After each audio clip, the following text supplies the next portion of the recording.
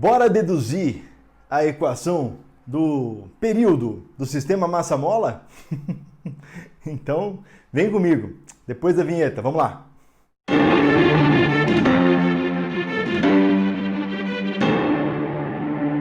Na física do ensino médio, é muito comum aparecerem dois tipos de osciladores harmônicos, o pêndulo e o sistema massa-mola. O pêndulo simples, ele oscila indo de uma posição inicial até ela mesma, certo? Vamos lembrar que isso é um período. O sistema massa-mola funciona da mesma forma. Então, sempre que nós formos estudar o movimento harmônico simples, nós temos que nos lembrar que esse movimento, a matemática dele, vai dar origem à ondulatória. Então, a matemática do movimento harmônico, o gráfico aplicado ao movimento harmônico e ao movimento circular, são gráficos idênticos. Por isso que algumas equações vão se parecer bastante. Vamos entender o sistema massa-mola da seguinte forma. Eu coloquei ele aqui na horizontal, tá? Mas ele poderia estar na vertical sem nenhum problema. Aqui eu tenho um bloco de massa M preso a uma mola que está em equilíbrio.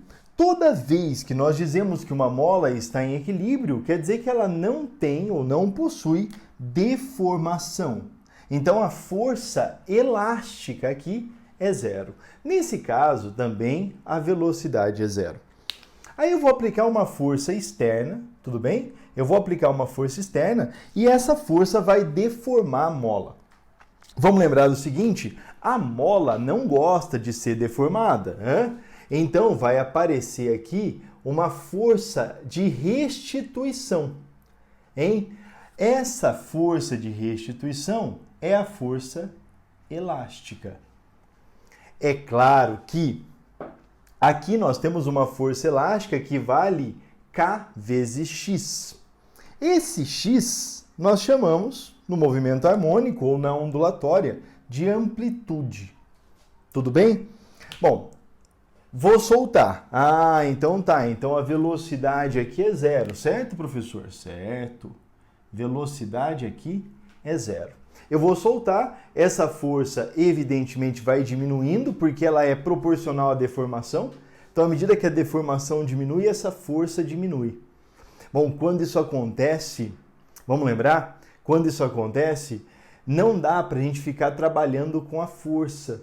Então, é muito importante que a gente trabalhe ou que a gente faça as contas utilizando o conceito de trabalho ou o conceito de energia. Chegou aqui, novamente, a força elástica é zero, mas aqui nesse ponto ele tem uma velocidade. Então ele tem aqui uma velocidade que é uma velocidade máxima. Nesse ponto ele não tem força. A partir daqui, então ele passa aqui, tá certo? Passa por esse ponto e começa a ter uma outra força restauradora, uma força de restituição, uma força elástica, agora apontando para o outro lado. Virgílio, então é comum, por exemplo, a gente falar menos kx, não é? Perfeito, então aqui nós temos uma força elástica. Então aqui a gente tem uma força elástica menos kx e aqui a gente tem uma força elástica menos kx. Por que menos? Porque ela está contrária, tá certo? Ela está freando o movimento. Aqui, então, ela começa a acelerar. Passou por esse ponto, ela começa a frear. Parou aqui. Então, de novo, ali a velocidade é zero, Virgílio. De novo, aqui a velocidade é zero. Então, o que você tem que entender? Que nessa situação 2, ele tem uma energia potencial máxima. Então, ele armazenou toda a energia, tem uma energia potencial máxima. No ponto 3 aqui, 1, 2, 3, no ponto 3, ele não tem energia potencial, não tem nada armazenado, mas ele tem energia cinética máxima. Como eu disse, é interessante a gente usar o conceito de energia, o conceito de trabalho. Então, vamos lembrar? Energia mecânica antes é igual a energia mecânica depois, porque nós estamos desconsiderando alguma força dissipativa aqui, tá? Então não estamos considerando forças dissipativas nessa situação. Bom, energia antes, então vamos chamar de energia cinética mais energia potencial na posição 2, que é igual a energia cinética mais a energia potencial na posição 1. Acabei de falar com você que na posição 2 ele não tem energia cinética e que na posição 1 ele não tem energia, na posição 3 ele não tem energia potencial, posição 3 aqui. Então tá, qual é a energia potencial armazenada na posição 2? K vezes x² sobre 2, energia potencial elástica. Qual a energia cinética do ponto 3? M vezes V² sobre 2. Bom, o 2 vai embora, tá certo? Aqui a gente tem menos A, esqueci de colocar, tá? Então, vamos lembrar? De novo, recapitulando. Aqui a gente tem máxima energia cinética, ó, energia cinética máxima. E aqui nós temos a energia potencial máxima. Bom, cortei o 2 com 2. E a gente quer saber, então, vamos lá? Ó, K, o X nós chamamos de A, K vezes A ao quadrado, é igual a M, opa, velocidade é ômega R ao quadrado. K vezes A ao quadrado é M vezes, vamos brincar aqui, ó, é ômega quadrado A ao quadrado. Bom, o A vai embora de novo, olha só, tchau. Então não depende da amplitude, assim como acontece no pêndulo. Lembra, no pêndulo não depende da amplitude também no movimento, tá? Aqui não vai depender da amplitude. Eu quero saber, eu vou calcular o período. Lembra que esses osciladores, eles são utilizados na maior parte das vezes, ou pelo menos, se tratando da maior parte dos exercícios que aparecem no vestibular, eles são contadores de tempo, tá? Então eles são feitos para montarmos, por exemplo, relógios.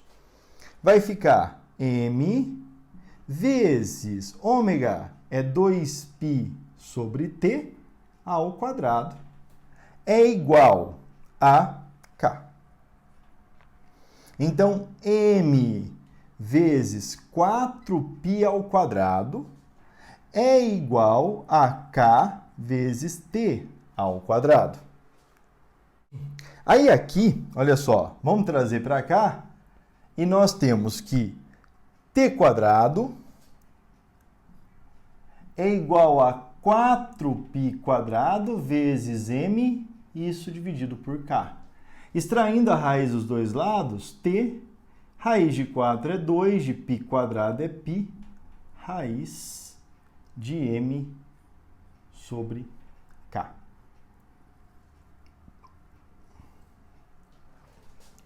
Vamos analisar rapidinho essa equação? Bem, bom, agora você tem o desenho e você tem a equação.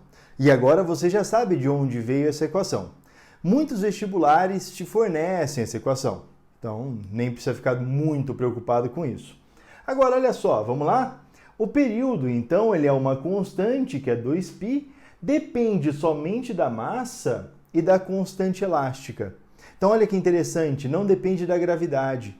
Quando os astronautas foram para a Lua, eles levaram 2 relógios, um de pêndulo e um de sistema massa-mola.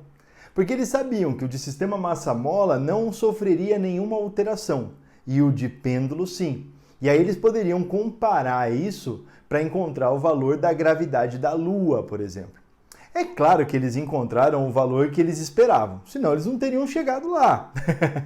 Agora, olha só, como que isso aparece? Como eu disse, para os vestibulares, esses sistemas harmônicos aqui, eles servem na maior parte das vezes para construir relógios. Então, o que a gente tem que entender? Que o período depende diretamente da massa. Então, quanto maior massa a gente tem, um maior período. Maior período significa que demora mais tempo para ele ir de um ponto até outro. Se, enquanto ele vai de um ponto até ele mesmo marca, por exemplo, 1 segundo, você pode até analisar os marcadores de tempo mais precisos atualmente são os marcadores que usam a oscilação do Césio. Depois pesquise isso aí. Então, ó, vem aqui, volta e imagina que isso deu 1 segundo, tá bom? Vai dar, enfim. Aí, se ele demorar mais tempo, ele vai demorar mais tempo para marcar 1 segundo. Ou seja, o relógio atrasa.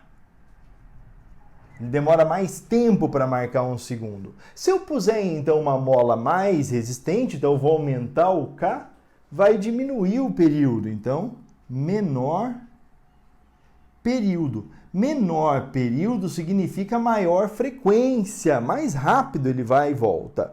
Então, o relógio adianta em relação a um relógio normal. Então, relógio adianta.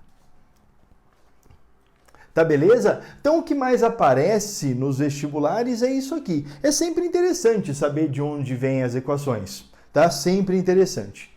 Bom, então é isso por hoje. Se você gostou dessa aula e, claro, se você gosta de deduções de fórmula, então não esquece aí de dar o seu joinha e se inscrever no canal e compartilhar aí com quem tiver, com quem quiser ter o conhecimento, tá certo? Isso aí. Até uma próxima. Tchau, tchau.